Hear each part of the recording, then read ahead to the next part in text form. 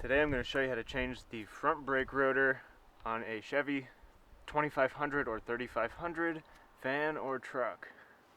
Here's all the tools I'll be using, and the sockets I'll be using are 18mm, 13/16, 7/8 for the lugs, and these two sockets are just for these bolts. These are what press the rotor off of the hub. So I only have a small compressor behind me, but it beats doing this by hand.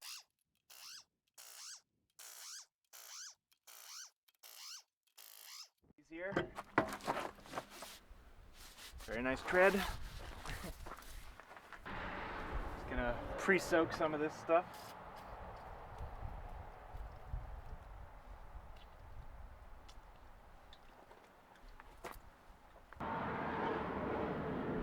So we're going to have to remove 4 bolts. First of all, for the caliper, there's one on the top here, one on the bottom. They're 18mm. Then for the caliper bracket, right here, these are 13/16. Those are in there at 221 foot-pounds with blue thread locker. So stay tuned to learn how to get those out without an air gun. First thing I need to do is to turn the wheel. The back of the rotor turns outwards. That allows the breaker bars to clear the body of the car, and it allows the impact gun to fit back there.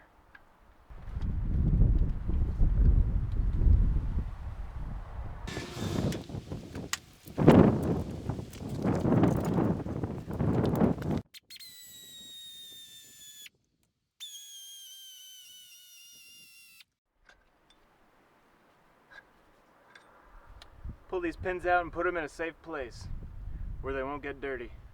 Now you can use your flathead to remove the caliper.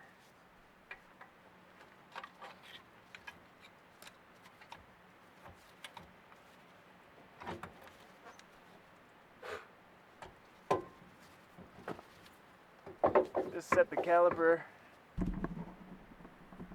up here, and it should be safe right there. Don't hang it off of the brake line. You can take the pads out. They should slide right out.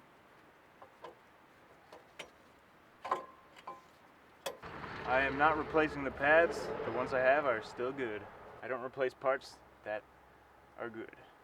Now to remove the caliper bracket bolts.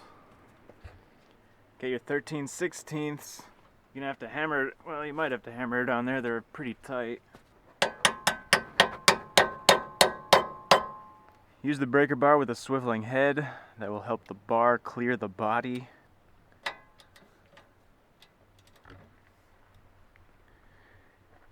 And then I have this like 5-foot piece of black pipe that I'm gonna use on the end of the ratchet there.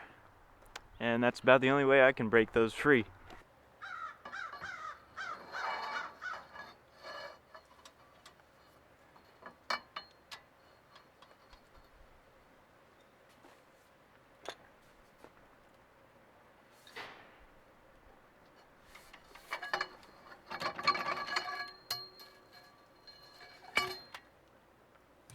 If your socket gets stuck on that bolt, just leave the bolt in, put some vice grips around it, hit the vice grips,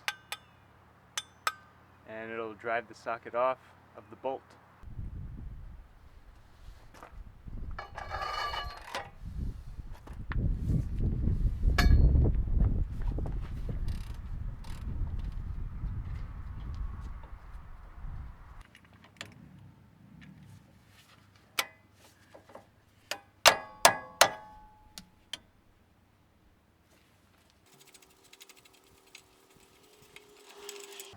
On the other side, I had to use the impact gun to get these out the rest of the way.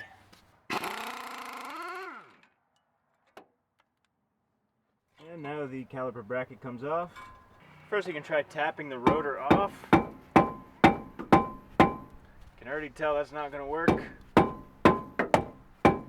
So if that happens, you need to get some bolts. I don't know what size these are, but I'll figure it out. and I'll post that in the video. 3/8-16 by 3 should work. The length doesn't really matter that much, but 2.5 inch, 3 inch is good. I will probably sell them as a little kit in my eBay store. I'll put a link in the description. There's 2 holes here. Screw the bolts in. That's what I have this pry bar for, to hold this rotor.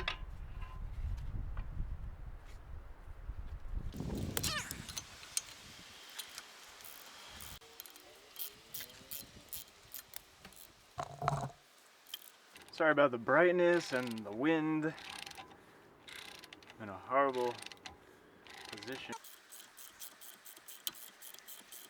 You can even drive the bolt in with the air gun. Yes, chrome socket on the air gun. I don't really care. I'm wearing glasses.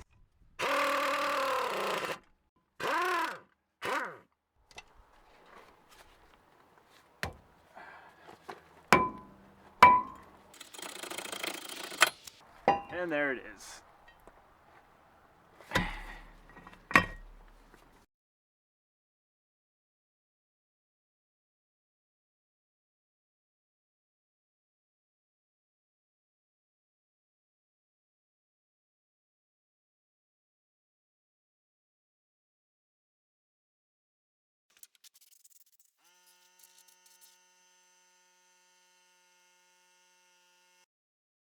And here's my version of speed painting.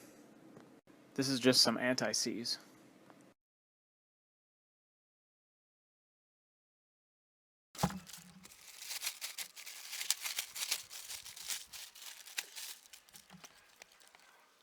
You want to use some brake clean to clean off the coating of oil that is on the new rotor.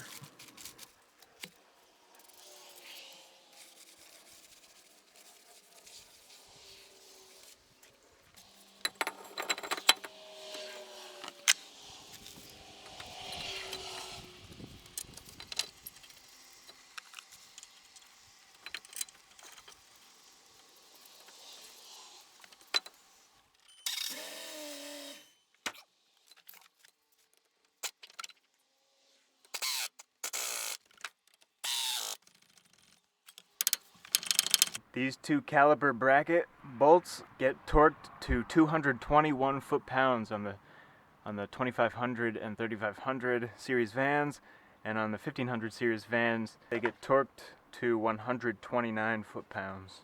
And you're supposed to use blue thread locker on these.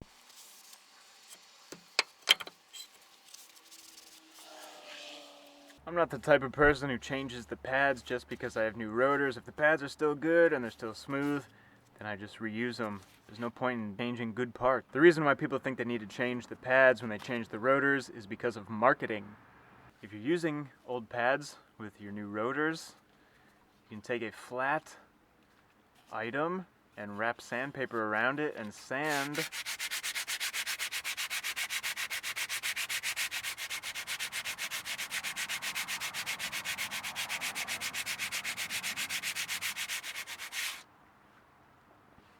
a new surface onto the brake pad.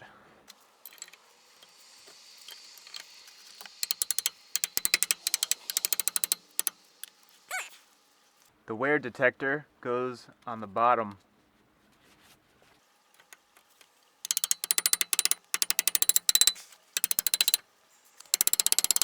Before the caliper goes back on, clean off your brake pins, the caliper pins I mean, and apply some new grease to them.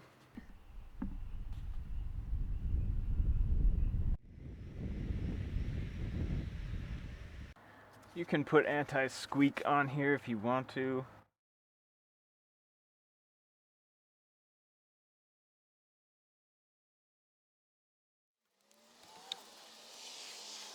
Just gotta make sure the little boots don't get crushed.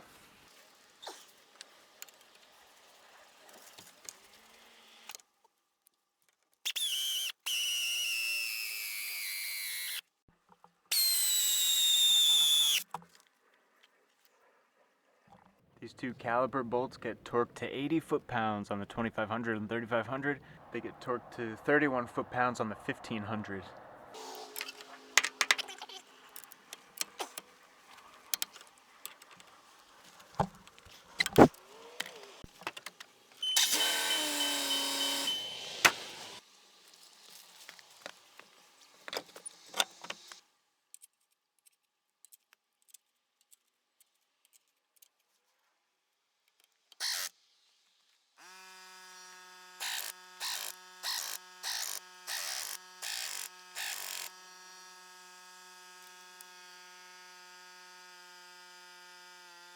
The lugs get torqued to 140 foot-pounds.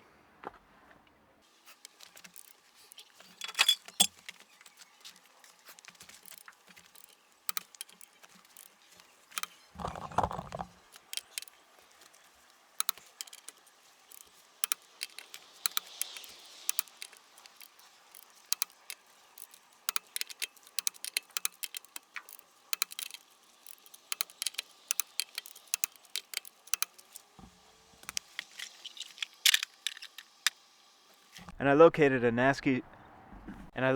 nasty squeak coming from one of my rear brakes. So I'm going to clean the rotor and the pads up with some brake clean, and then I'm going to spray the back of the pads with some CRC brake quiet, and that's going to eliminate the squeak.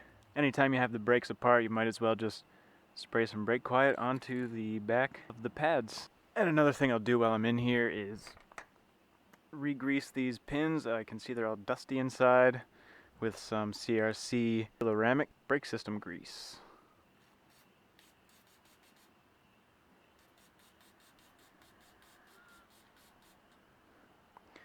See how clean that's getting already? Just from spraying it, I didn't even wipe it. I've already sprayed these with brake clean, so you just shake this stuff up.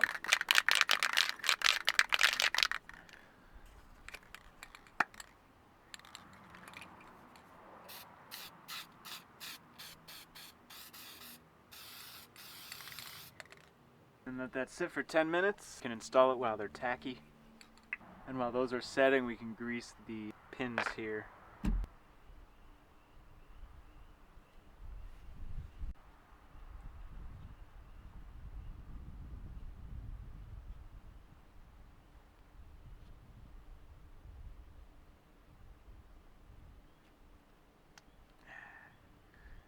There you go. I'm going to go ahead and put that right back in.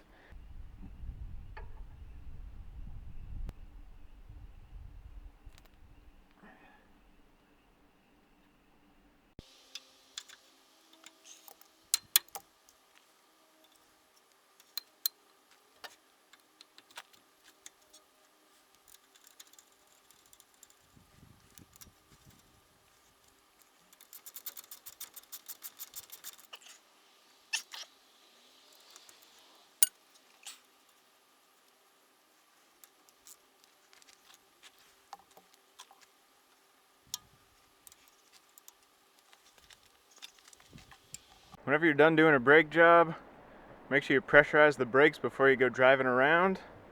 All you gotta do is press the brake pedal until it gets firm. Let me tell you a story about a time. Wow, I am glowing. Let me tell you a story about a time when I had a 1998 Audi A4.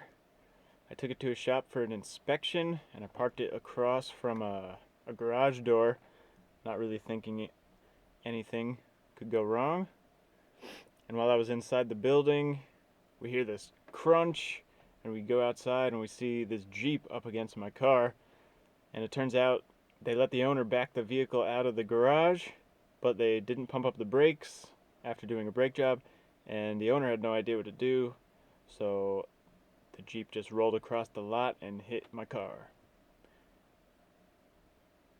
So I had a big dent in the rear driver's side quarter panel and the rear door. Got paid for that though. Anyway, thanks for watching. If you liked the video, hit the thumbs up. Subscribe for more videos like this. I will catch you next time.